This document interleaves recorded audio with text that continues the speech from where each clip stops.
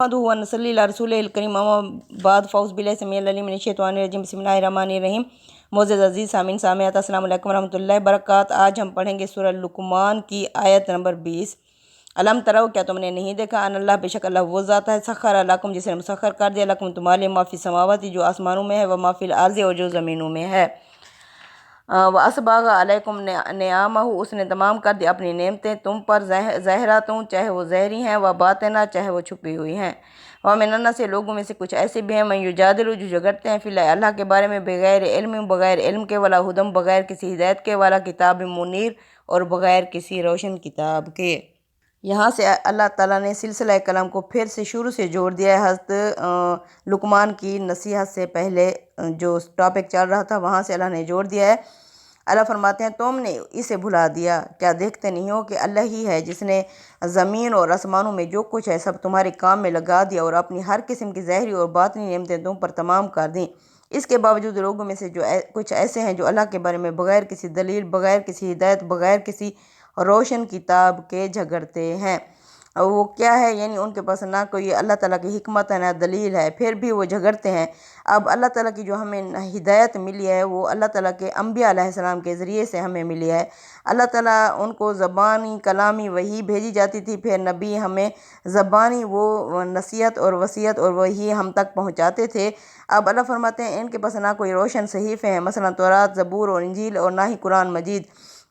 तो ये बग़ैर किसी दलील के कौन से ये कुफ़ार कुरैश सामने कौन है मुखातिबिन, ये बैठे हुए थे। अब ये हज़रत लुक़मान अलैहिस्सलाम की जो हिकमत थी उसको अपनी हर बात में शो करते। तो अल्लाह ताला ने फरमाया कि हकीम लुक़मान के बारे में तुम्हें बताऊं, वो कितने पुरहिकमत और दानिशमंद इंसान थे। उनको अगर देखना है तो फिर उनकी तौहीद पर भी अमल पैरा हो जाओ।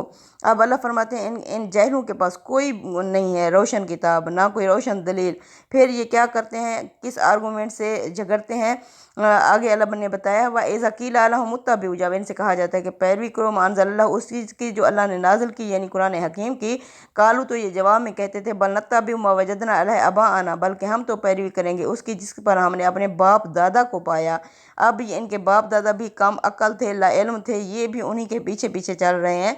अल्लाह फरमाते हैं अवलौ कान शैतान यदऊहुम, अगरचा ये शैतान जो है इन्हें दावत दे रहा हो, बुला रहा हो, इला अज़ाबिस सईर, भड़कती हुई आग की तरफ इन्हें बुला रहा हो, फिर भी ये उसके पीछे पीछे चलेंगे।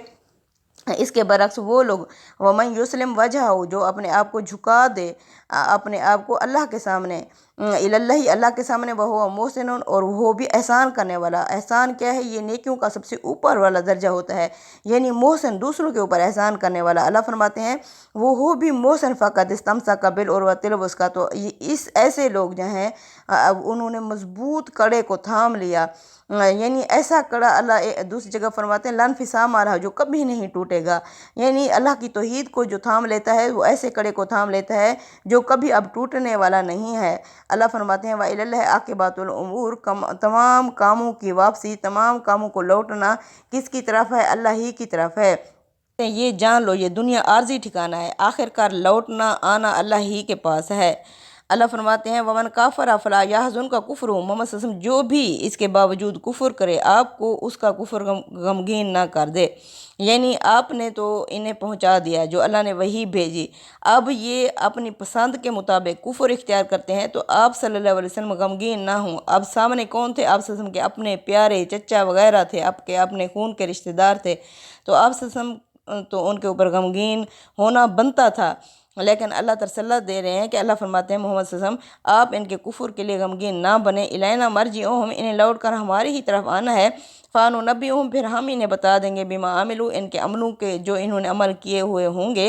इन्नल्लाह अलीमुम बिज़ाति सुदूर, इसलिए बेशक अल्लाह ही सीनों के राज, अल्लाह ही सीनों के भेदों को जानता है। बेशक नुमत्तिउहुम कलीलन, हम इन्हें फ़ायदा दिए जा रहे हैं थोड़ा सा, यानी ये दुनिया की ज़िंदगी में अपनी सरदारी पर ऐशो इशरत कर लें। सुमा नज़्तुरूहुम, फिर हम इन्हें घसीट लाएंगे इला अज़ाबिन गलीज़, उस बुरे अज़ाब की तरफ।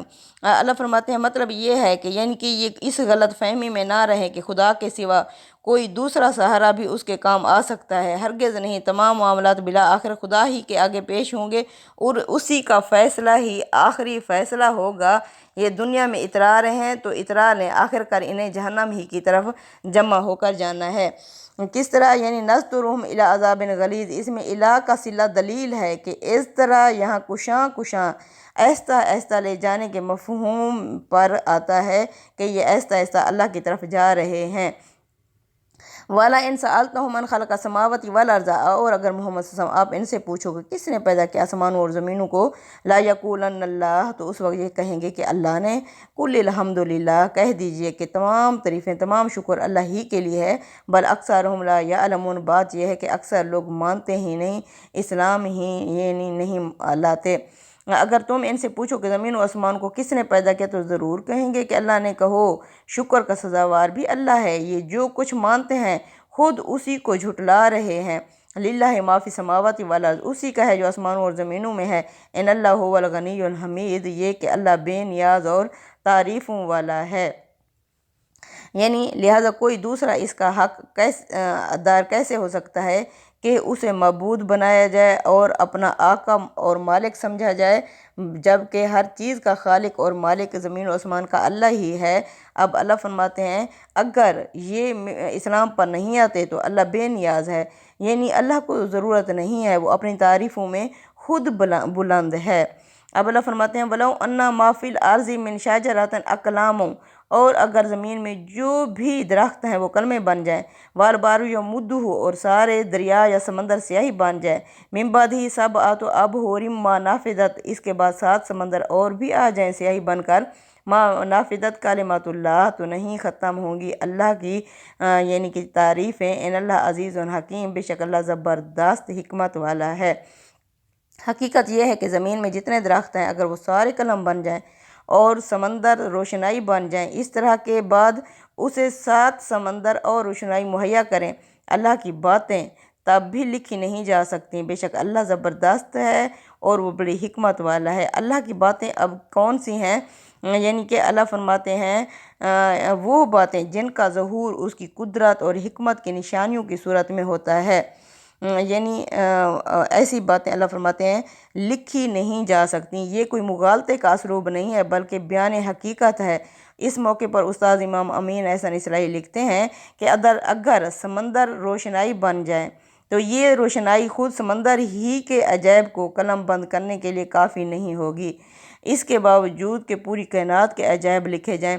یہ زمین جو ہمارے قدموں کے نیچے ہے خدا کی لامتناہی کائنات کا ایک نہایت ہی حقیر سا حصہ ہے، لیکن سائنس کی تمام ترقیوں کے باوجود اب تک انسان اس کے جو عجائب دریافت کر سکا ہے اس کی حیثیت سمندر کے ایک قطرے سے زیادہ نہیں ہے۔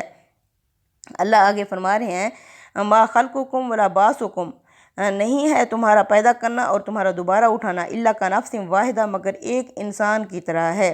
یعنی پہلے بنانا تو مشکل ہو سکتا ہے تو دوسری طرف بنانے میں کیا مشکل ہے؟ تم کیوں نہیں مان رہے دوبارہ اٹھنے کو؟ ان اللہ سمیع بصیر، بے شک اللہ سننے والا اور دیکھنے والا ہے۔ بے شک علم ترا، کیا تم نے نہیں دیکھا؟ ان اللہ یولج اللیل، اللہ تو وہ ذات ہے جو داخل کرتا ہے رات کو فی النہار دن میں، ویولج النہار، اور داخل کرتا ہے دن کو فی اللیل رات میں، وسخر الشمس، اس نے ڈیوٹی پر لگا دیا سورج کو، والقمر، چاند کو، کل یجری الی اجل مسمى، یہ سب اپنے اپنے یعنی دائرے میں ایک مقررہ مدت تک حرکتیں کر رہے ہیں۔ اب اللہ فرماتے ہیں تم سب کو پیدا کرنا اور مرنے کے بعد تمہارا اٹھا کھڑا کرنا اس کے لیے ایسا ہی ہے جیسے ایک شخص کا پیدا کرنا اور اٹھا کھڑا کرنا۔ بے شک اللہ سننے والا اور دیکھنے والا ہے، یعنی وہ سن بھی رہا ہے اور دیکھ بھی رہا ہے۔ وہ کیسے؟ یعنی اپنی مخلوقات سے بے خبر نہیں ہے، ان کی باتوں کو سنتا ہے اور ان کے اعمال کو دیکھتا ہے، لہٰذا جزا و سزا کا فیصلہ کرے گا تو لوگوں کا حساب کرنے میں اسے کوئی زحمت پیش نہیں آئے گی۔ اللہ فرماتے ہیں تم نے دیکھا نہیں اللہ ہی رات کو دن میں داخل کرتا ہے دن کو رات میں، یعنی اس سے پہلے جمع کا صیغہ تھا، آگے واحد کے صیغے سے اپنی آیات کی طرف توجہ دلائی ہے۔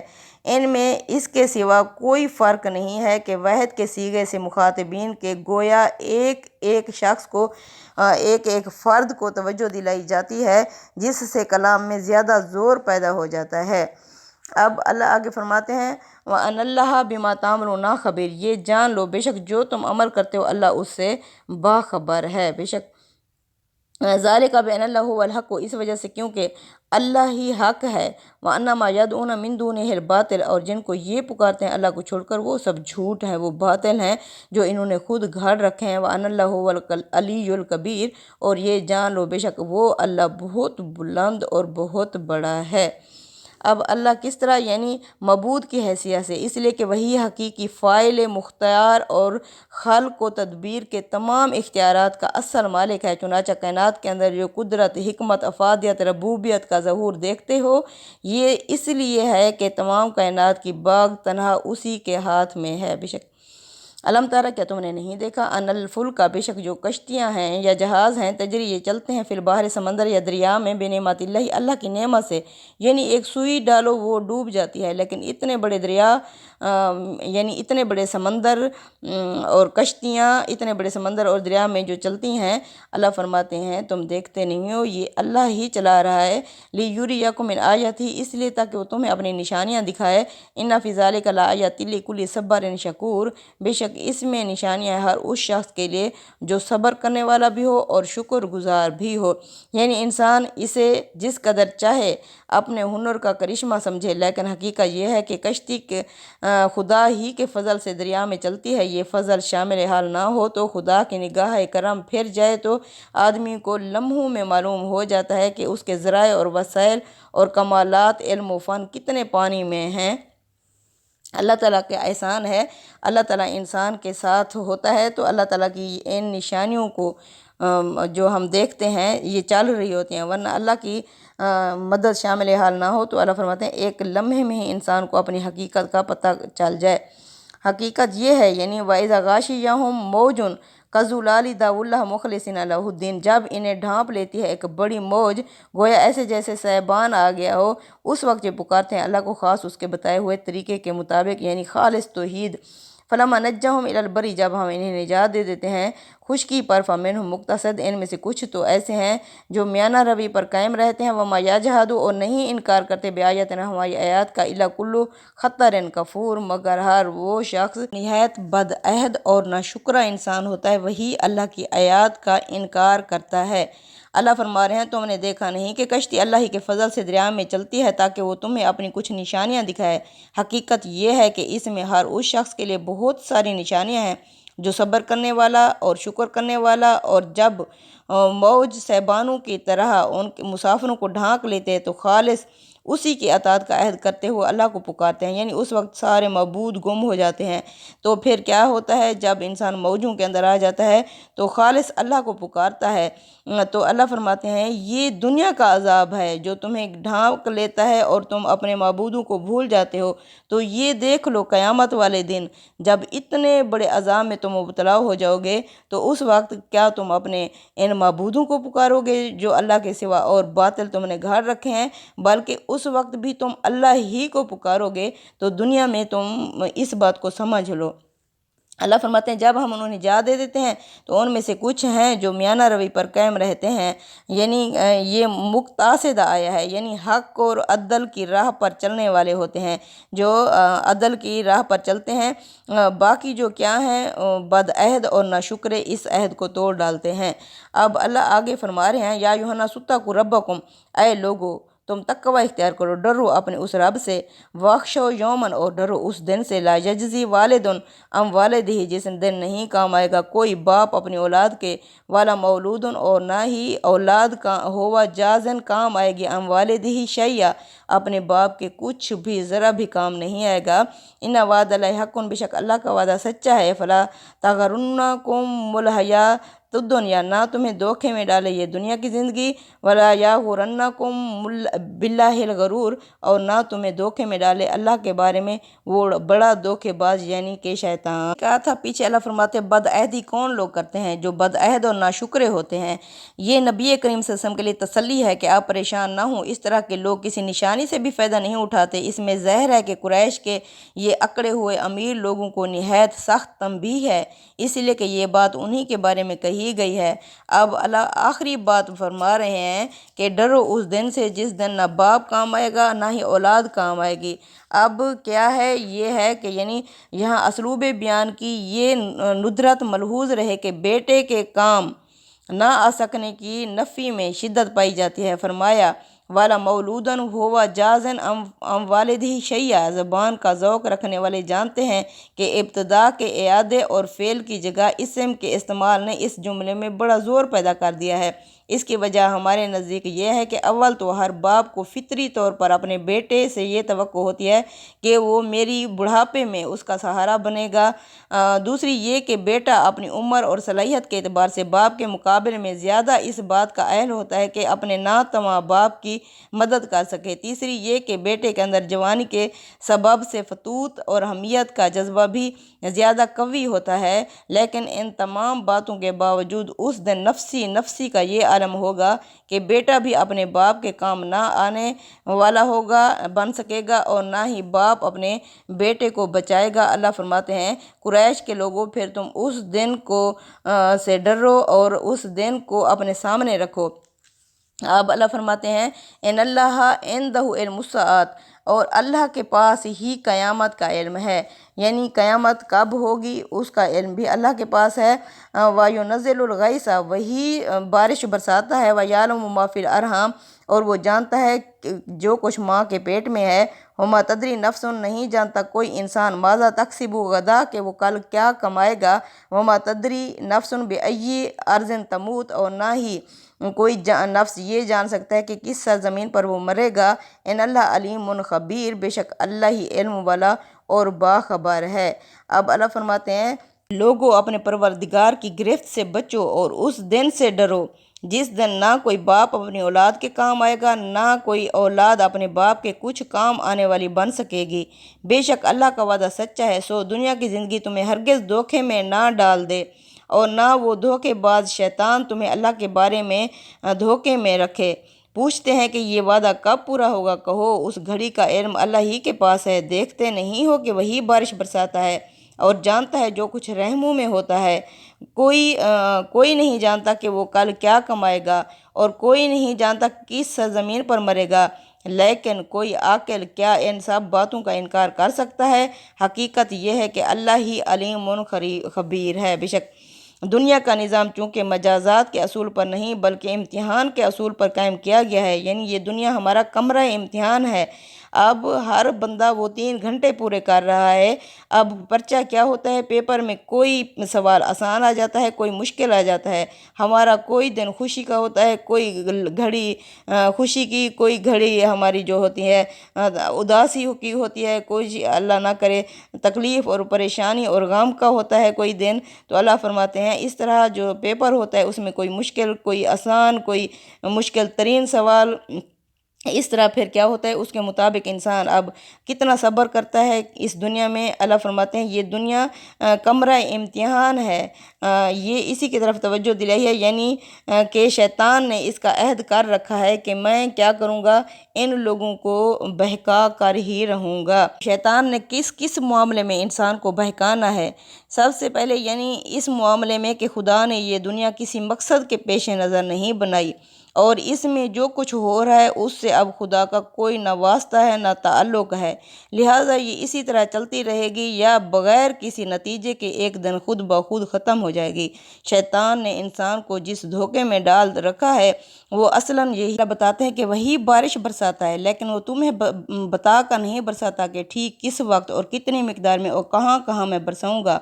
آگے اللہ فرماتے ہیں کہ جو کچھ رحموں میں ہے، ماؤں کے پیٹوں میں ہے، وہی جانتا ہے، لیکن تمہیں اس سے اطلاع نہیں دیتا کہ رحموں میں کیا ہے اور اپنا وقت پورا کرے گا یا وقت سے پہلے ہی باہر آ جائے گا۔ اور اللہ فرماتے ہیں کوئی انسان نہیں جانتا کہ کل وہ کیا کمائے گا اور کس سرزمین پر اسے موت آئے گی، یعنی اگر وہ پورا کرے گا تو اس کے وضع کا ٹھیک وقت کیا ہوگا۔ مطلب یہ ہے کہ ہر چیز کا آخری اور قطعی علم اللہ ہی کے پاس ہے۔ تم اتنی قریب کی اور ایسی واضح حقیقتوں سے بھی بارہا بے خبر رکھے جاتے ہو لیکن ان کا انکار نہیں کر دیتے۔ پھر قیامت کے بارے میں اگر یہ نہیں بتایا جا رہا کہ کب آئے گی تو اسے کیوں مشتبہ ٹھہرایا جا رہا ہے؟ اللہ تعالیٰ نے یہ ساری غیب کی خبریں کس لیے دیں؟ تاکہ زور کس بات پہ ہے؟ قیامت کے اوپر، یعنی تم نہیں مان رہے۔ جس طرح یہ باتیں ہو جاتی ہیں اور تمہیں پتہ بھی نہیں چلتا یہ غیب کی خبریں، اسی طرح قیامت بھی غیب میں رکھی گئی ہے۔ ایک دن قیامت بھی ایسے پلک جھپکنے کی دیر میں یا اس سے بھی زیادہ تیز میں آ جائے گی اور تمہیں اس کا پتہ ہی نہیں ہوگا۔ اب بھی تمہارے پاس سانسیں ہیں، سانس چل رہی ہے تو اس طرح چانس چل رہا ہے، اللہ سے یہ چانس لے لو، اللہ کے قریب ہو جاؤ اور رسول اللہ صلی اللہ علیہ وسلم کی نبوت اور رسالت پر ایمان لے آؤ تو آخرت میں کامیاب ہو جاؤ گے۔